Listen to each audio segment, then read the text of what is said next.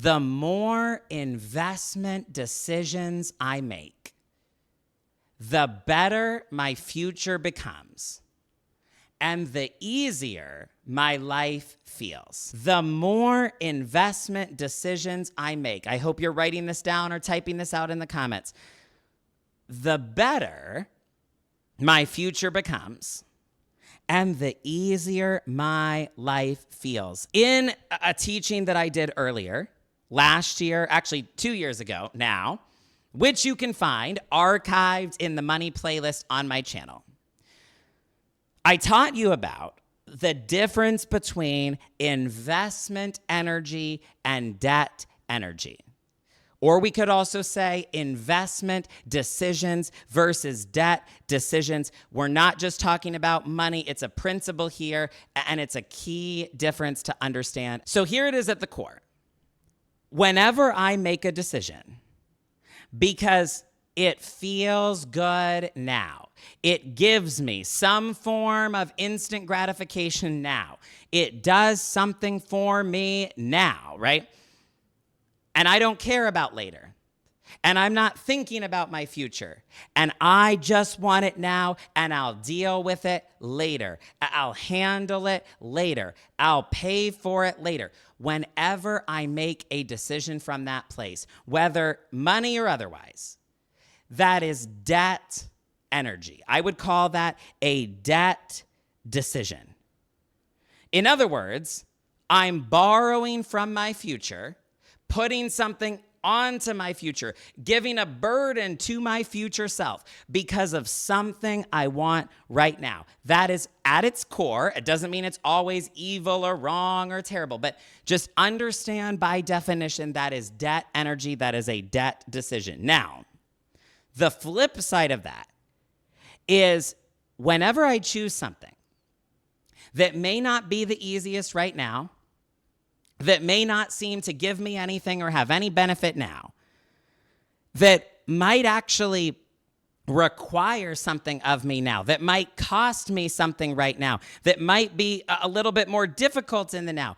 Whenever I choose something like that as a gift to my future self, where I'm paying for it now to put it into my future, I'm paying for it now to bless my future. I'm paying for it now because my future self will be thankful that I did. Whenever I make a choice in the present, not for how it feels in the present, but for my future self, that is an investment choice. That is investment energy. That is an investment decision. And so I've shared this principle with you before. What I learned is, the more of those second category that I make, the more investment decisions I make, the better my future becomes and the easier my life feels. And I could flip it around, and the opposite is also true, and we're going to talk about both sides of this for a moment. The more debt decisions I make, the worse my future starts to feel, and the harder my life becomes. I know that one's not as positive and uplifting to hear, but again, this is not just about a positive message. It's about thinking differently, and this idea is really one of those where some of us would benefit from thinking differently, and this would bless and heal and upgrade your entire life. The more debt decisions I make, the worse my future starts to feel and the harder my life becomes. This is a huge idea that has changed my money world. Now, there's two sides of this. Let's get the bad one out of the way first. Let's talk about debt first, especially on a literal level, like financial debt. I want to speak to this for a moment. My experience has been seeing debt as a terrible prison, which is what some people literally teach, did not help me, did not motivate me, did not result in me taking it seriously and doing something about it. It actually hurt me That kind of paradigm had the opposite effect on me. And so if you relate to that, if it makes you feel the same way, I get it. Seeing debt as a terrible prison just made me feel guilt and shame and judgment and condemnation and self-loathing. It did not make me get out of debt. It did not make me pay down debt. It did not ultimately help me. But when I started to understand and to look at all of my life through the lens of investment decisions versus debt decisions, there was a framework there. There was something in that paradigm that changed the way I saw my life and changed the way I saw my decisions. And it did something for me. And specifically, financial debt. When I started to see debt not as a prison, not as an evil, rotten thing, not as a clear, undeniable sign that I had failed and I had messed it up and I had done something wrong. But when I just started to see debt as an unnecessary thing that was not evil, that was not wrong, that was not a failure, but it was just unnecessary. It was something that I might not prefer anymore. It was something that the blessing said I didn't have to take on. It wasn't required. It wasn't the only option.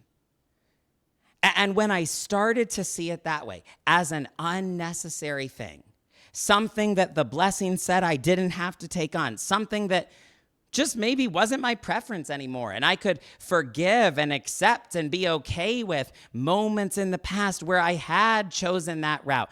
And also simultaneously, in that forgiveness and acceptance and neutrality, I could recognize I might see this differently now. I might have more information now. I might not want to choose this anymore. I might feel differently in this season. I might have a different preference in this season. When I started to make that shift, it freed me. And it really did something permanent. And it helped me up level gradually more and more and more into a new paradigm.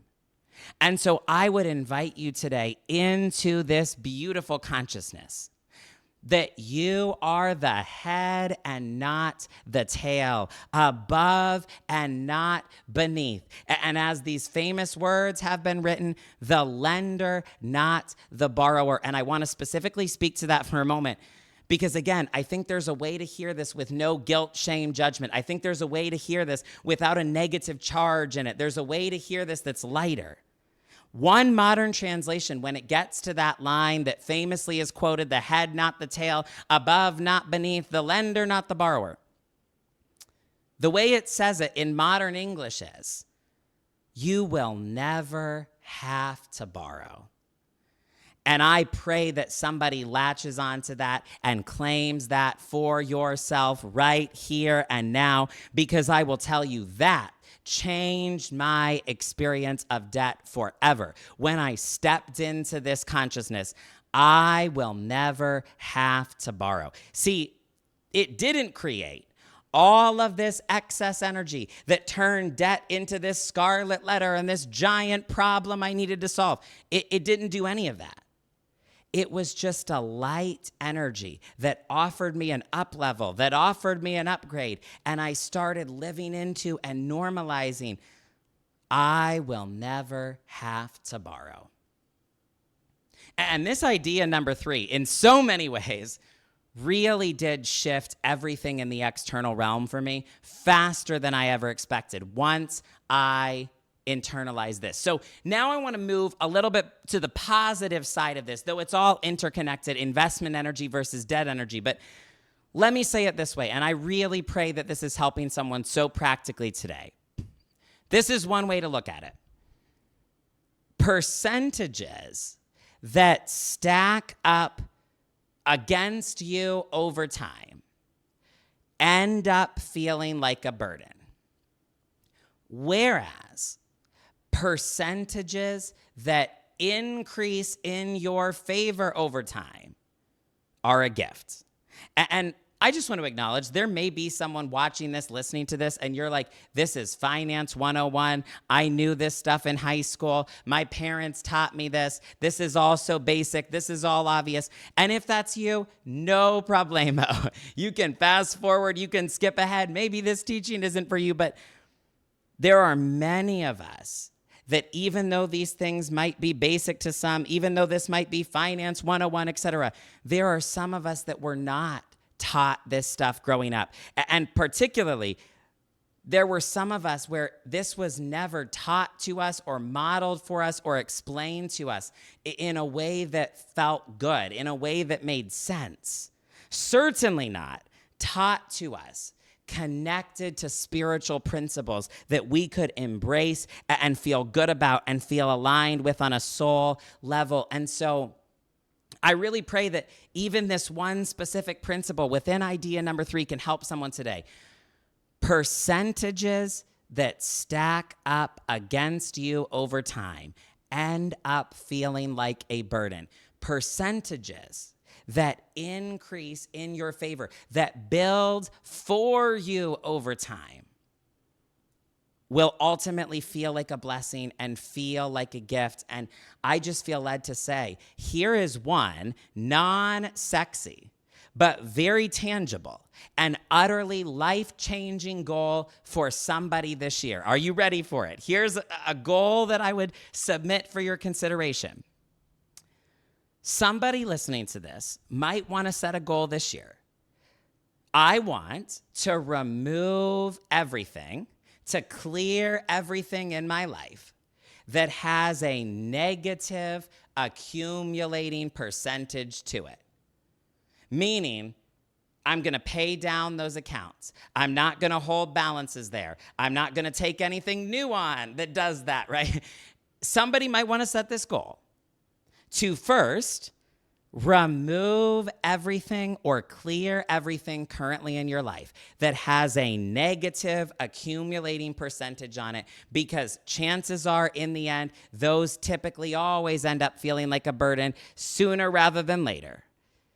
And as you simultaneously do that, here's the other part of the goal: to start to build at least one, if not multiple things that have a positive accumulating percentage. And I'm not here to be a financial advisor. I'm not here to be a financial expert. I'm not here to tell you, open this kind of account, do this, not that.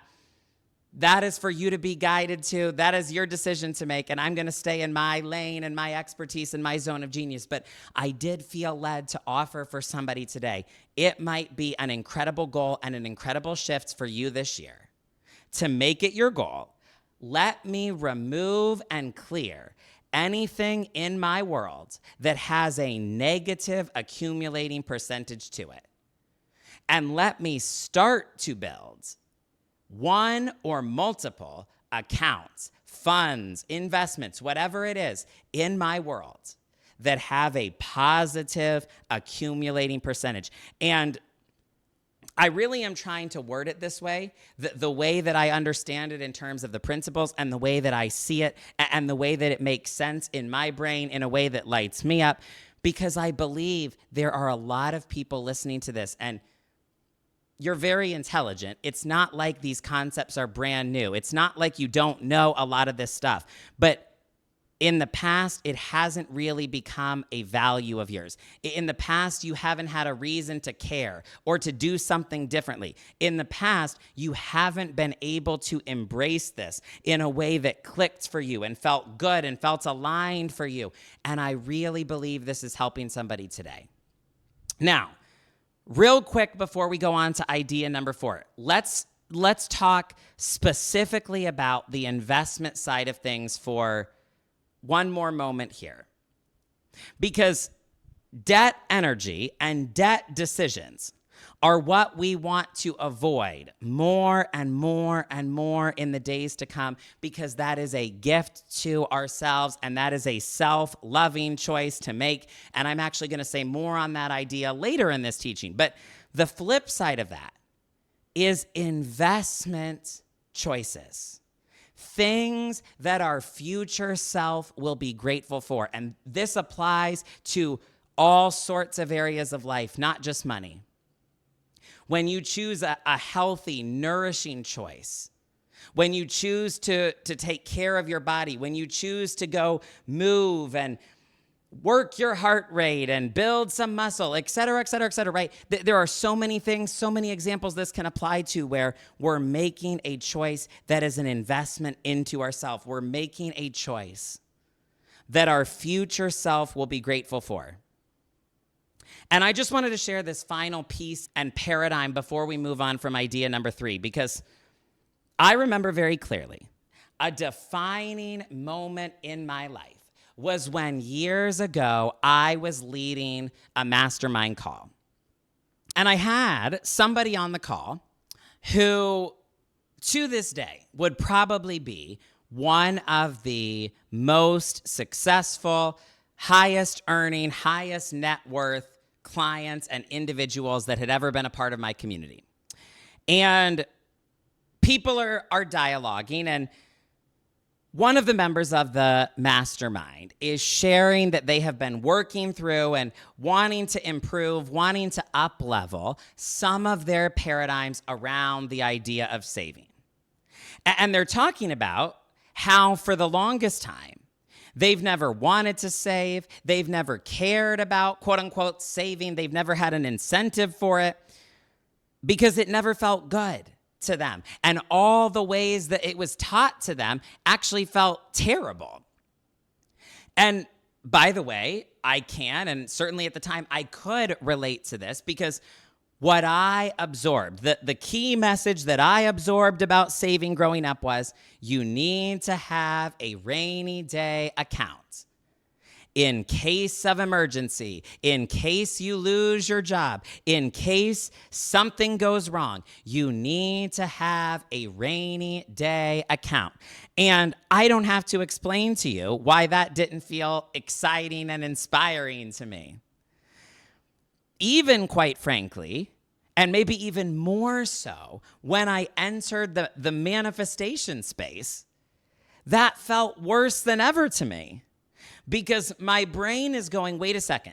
So you want me holding the vision of a rainy day? You want me planning for a rainy day? You want me expecting something to go wrong? I don't want to use my expectation for that. I don't want to plan on a worst case scenario. And so I related to what this person had shared as what I remembered hearing about savings growing up. And then I will never forget this particular individual that I described to you a few moments ago. She raised her hand and she said, could I speak to this for a moment?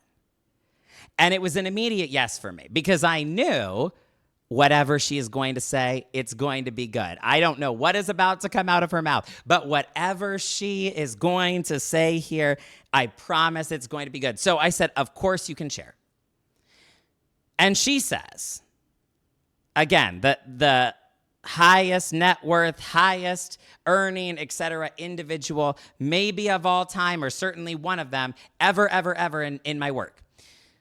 She says, you know, when I was growing up, what I was always taught, and then when our kids were growing up, what we always taught them is that you never want to just save money just for the sake of money, just to have it sitting there. She said, we would never do that. And I wasn't taught that growing up, and that's not something we ever taught our kids. She said, you know, what I was always taught growing up, and what we always taught our kids growing up, is that you don't want to work for money as your lifelong paradigm, but money exists to work for you. And by the way, I could do a whole spiritual principle segue there about money is not meant to be the end-all be-all. Money is not meant to be the thing that dominates your inner narrative. Money is not good enough or powerful enough to be God. Money is meant to support you. Money is meant to work for you. And I could say so much there. But again, back to the call. She said, What I was always taught growing up and what we always told our kids growing up is that you don't want to work for money for the rest of your life. Money works for you. So when you get money of any amount, your number one job is to figure out, how can I steward this money in such a way that it ends up increasing, that it ends up working for me, that it ends up turning into more money, even if it's a 5% return, even if it's a 10% return, even if it's a gradual over time return. She said, what I was always told growing up and what we always told our kids is, you never want money just sitting there. It should always be doing something. It should always be increasing. It should always be working for you. And can I tell you, this was a life-changing moment for me. This probably happened, I want to say 7 years ago, 8 years ago now. I don't remember exactly, but I wanted to share this very candidly as a part of my journey with you, especially partners. I want you to know this is a tangible idea that changed my mind and therefore my life in this area forever, because I remember sitting there realizing, maybe there is something to this rich dad, poor dad idea. We didn't all hear the same things growing up. We literally hear different messages about money depending on the home we're raised in. I just remember suddenly realizing this feels new to me. And I had even been in the manifestation world for some time. I felt like at that point, I had already done a lot of work and my money mindset had come a long way. And maybe for me, this was one of the first examples where I really started to understand it's not just that they think positively and think on a high frequency. That may be true, but it's not just that. It's also thinking differently. And nobody ever taught me to think like this. But that changed my mind in a way that permanently stuck with me and changed my life, changed my money world forever. And so under idea number 3, I wanted to pass it on to you today. And I just wanted to leave you under this idea with really this question.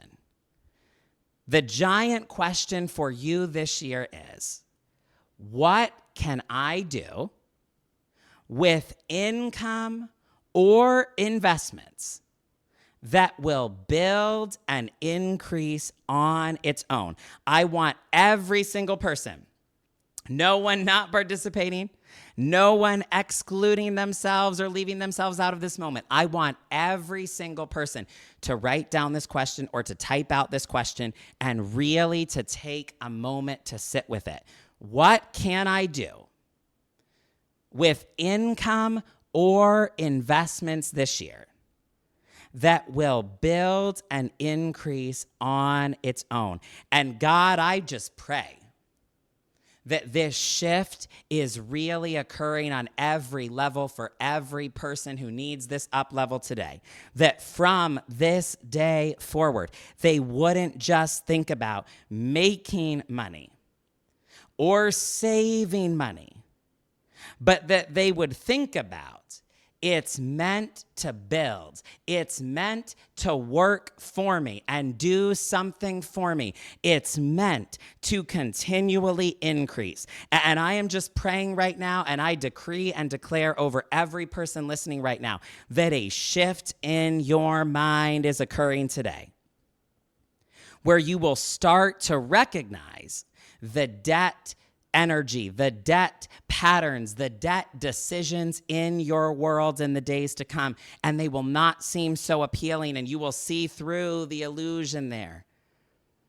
And that you will be guided more and more and more into investment energy, investment patterns, investment decisions that your future self is so thankful for. And within it all, I am praying over you today. I am decreeing and declaring over every single person who receives it and is in agreement with me now, that both with your income and your investments, you absorb this idea that changed my life so much so it can change your life equally, if not more. And as you look at everything this year, as you look at all the flow and all the pathways available to you, you will start to find where are all of the opportunities for growth, particularly the ones that I have been missing up until this point. Can I grow the average amount that I receive per transaction? Can I grow? Can I increase the amount of times that someone returns as a customer and that someone buys? Can I grow? Can I increase the satisfaction somebody has as a customer or client of mine? Can I grow or increase the number of people that my marketing reaches? Can I grow or increase the number of people who are a part of my consumer and client base? How can I grow and increase the impact of all of my sales and marketing dollars? How can I grow and increase the effectiveness of my campaigns and my team? How can I grow and increase in the stewardship of the money that comes in? Where can I be investing this? Where can it grow the most? Where can it do the most for me? And again, I'm not trying to be a financial expert. I'm not trying to be your financial advisor here, but what I know for sure, what I believe, what I speak over you is that once you really get this principle of investment energy and you decide I am always making decisions from and for my future self, and I'm always expecting growth, I'm always trying to build, I'm always looking for where can this increase? How can this work for me? What can I do that would be the best possible investment and the best possible stewardship of this?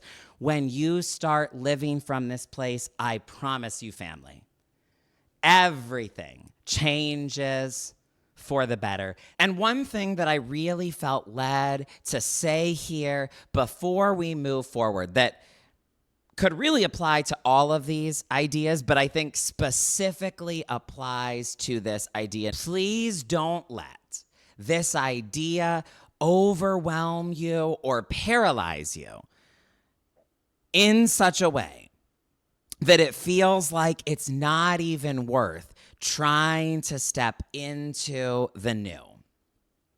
I just want to acknowledge today, and especially on idea number 3, I want to acknowledge that there may be people listening who this feels like so much to take in all at once. And you're hearing me talk about this investment energy versus debt energy. And you're sitting there thinking, Stefan, my life is full of debt energy and debt decisions. And I don't know that I have anything in my life that really reflects investment energy or investment decisions right now. And if that's you, I am so glad that you're here.